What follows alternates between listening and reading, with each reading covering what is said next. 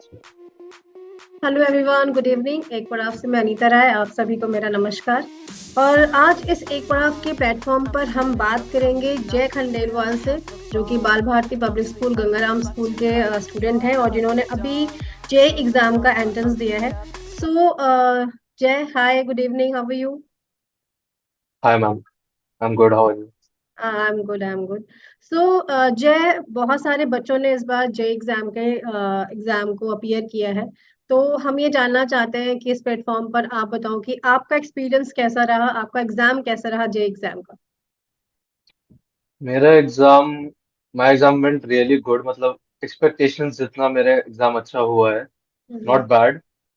But I feel like physics मेरी थोड़ी better हो सकती थी, क्योंकि फिजिक्स का लेवल भी इजी था। और लाइक फिर भी मैं ज्यादा क्वेश्चंस उसके अटेम्प्ट नहीं करा, क्योंकि मेरा थोड़ा फिजिक्स में प्रैक्टिस कम थी। But overall my exam went really well as per my expectations. The level of questions was also moderate, not very high, as my exam was on the first day only, as the J exam was from 6 to 12, okay. and my exam was on 6th only. So I feel like according to it, my exam was very good. Okay.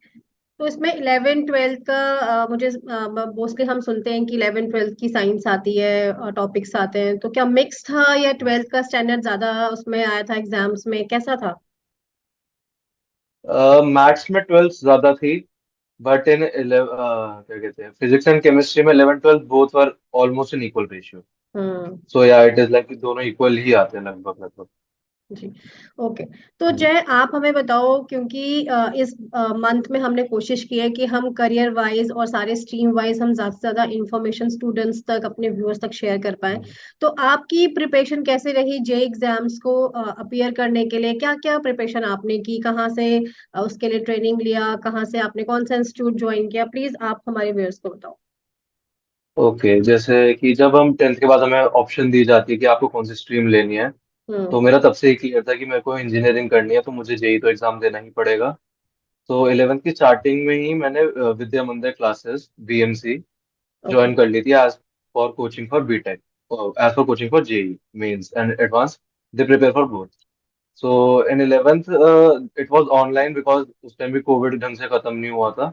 And hmm. 12th में वहाँ पर मेरी पूरी coaching offline mode में हुई है। And like रोज, मतलब हफ्ते में हमारी 3 to 4 डेज क्लासेस होती थी हमारी 9वीं। और रोज हमारी, मतलब जब 4 दिन हमारी क्लासेस होती थी, 5 6 आवर्स की हमारी क्लास होती थी। सो आई प्रिपेयर्ड फ्रॉम देयर, वही पूरा मॉड्यूल्स, पूरा क्वेश्चन बैंक सब प्रोवाइड करते हैं हमें। लाइक अपना कुछ खुद से मटेरियल कहीं से ढूंढने की कोई जरूरत नहीं, सब कुछ वो प्रोवाइड करते हैं। और like they have a very good material according to me. So I prepared from there and like मेरी प्रिपरेशन काफी ठीक हुई। नॉट बहुत अच्छी मैं कहूँगा, क्योंकि जैसे 11th ऑनलाइन थी, तो स्टार्टिंग में तो लगा कि हाँ मैं कर लूंगा ऑनलाइन, बट डिस्ट्रैक्शंस थी। वो मुझे फील हो गया था 11th के एंड तक, तो 12th में भी वो मुझे थोड़ा कवर अप करना पड़ा। हम्म। और एक बेनिफिट मिल गया कि लाइक हमारे जो बोर्ड्स थे वो 13th मार्च को ही खत्म हो गए, तो हमें थोड़ा रिवाइज करने के लिए टाइम मिल गया। वरना लाइक बिल्कुल टाइम नहीं मिलता तो फिर रिवाइज के लिए, क्योंकि बोर्ड्स के टाइम पे हम बोर्ड्स पढ़ रहे होते हैं, तो जेई का तो मैं टाइम मिलता नहीं है पढ़ने के लिए। सो उसके अकॉर्डिंग प्रिपरेशन सही हुई मेरी। बस थोड़ा 11th का मेरा बैकलॉग ज्यादा था, वरना और अच्छा हो सकता था, बट हाँ, मतलब overall it was good. Okay. Absolutely, जैसा आपने डेटशीट के लिए बोला, तो काफी स्टूडेंट्स भी वरी कर रहे थे कि साइंस स्ट्रीम के स्टूडेंट्स के एग्जाम बहुत जल्दी खत्म हो गए, उनकी डेटशीट बहुत जल्दी ओवर हो गई है। तो शायद कहीं ना कहीं जो ऑर्गेनाइजेशन अथॉरिटीज होती है ना, उनको पता होता है कि स्टूडेंट्स को कब, कहाँ पे, कितना टाइम चाहिए जे एग्जाम्स के लिए और बाकी एग्जाम्स प्रिपेयर करने के लिए।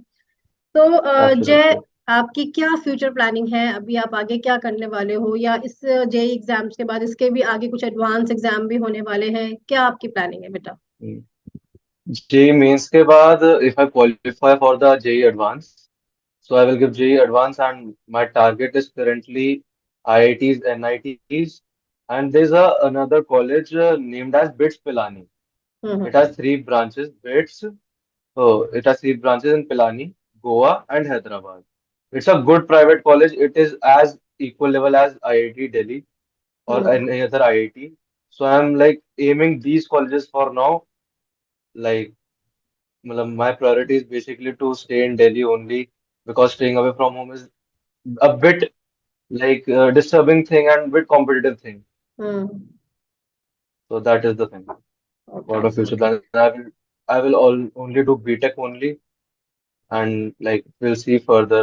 I'm like interested in doing technical businesses, so maybe I will do MBA, but that is not for sure right now. As we have a 4 years time, mentality changes a lot in that time, so we will work according to it. Of course truly understand so Jay, आप हमारे viewers को और जो upcoming students हैं जो science stream choose करेंगे, क्या उनकी उनके लिए आपकी गाइडेंस होगी? बिकॉज हमें ऐसा लगता है कि साइंस स्ट्रीम अगर आपने चूज किया तो आपको ऑल द टाइम तो आपको स्टडी पे फोकस करना पड़ रहा है, पर 24 आवर्स अगर आपके पास है तो सिर्फ खाने पीने के लिए टाइम होना चाहिए, रेस्ट आपको ऑल द टाइम स्टडी करनी है। कुछ ऐसा है क्या? क्या प्लानिंग है? क्या स्ट्रेटजीज यूज करनी चाहिए?